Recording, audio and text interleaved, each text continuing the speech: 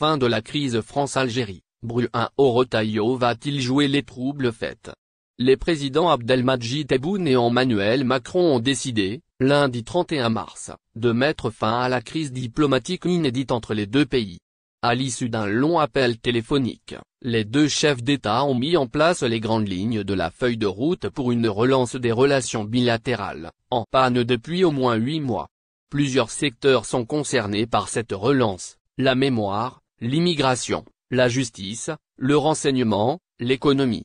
La visite à Alger du ministre français des Affaires étrangères Jean-Noël Barrot, prévue le 6 avril prochain, devrait permettre de compléter la feuille de route et de définir des axes précis de relance.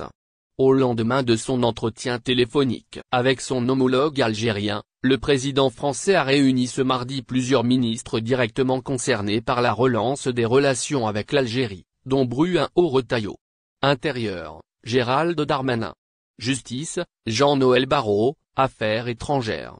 Éric Lombard, Économie. Et Raïda Dati. Culture, rapportent plusieurs médias français. France-Algérie, Macron va-t-il imposer sa ligne à Retailleau? Pour l'instant, rien n'a filtré sur cette réunion au sommet de l'État français. Si des visites en Algérie de Jean-Noël Barrot et Gérald Darmanin ont été évoquées dans le communiqué commun des présidences algériennes et françaises, rien n'a été annoncé concernant les autres ministres. Mais on sait d'ores et déjà que deux d'entre eux ne seraient pas les bienvenus à Alger. Bruno Retailleau et Raïda Dati. Le premier pour sa campagne hostile à l'Algérie et la seconde pour sa grande proximité avec le Maroc et sa récente visite dans les territoires occupés du Sahara occidental. Le dossier de l'immigration et des expulsions des Algériens sous OQTF devrait logiquement être géré par un autre ministre, probablement Jean-Noël Barrot, qui s'était distingué par une position modérée lors de la crise entre Paris et Alger. Même s'il a réduit ses attaques contre l'Algérie ces derniers jours, le ministre français de l'Intérieur ne semble pas avoir abandonné sa ligne.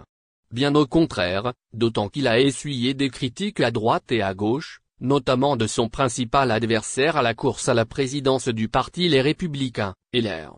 Dans une déclaration à l'agence AFP, son entourage estime que si le relance de la relation entre Paris et Alger devait aboutir à une reprise des expulsions des Algériens sous OQTF, ce serait à mettre au crédit de la riposte graduée et du rapport de force prôné par Bruno Retailleau. Tout dépendra désormais de la capacité d'Emmanuel Macron à imposer une ligne de conduite à son ministre de l'Intérieur dans le dossier.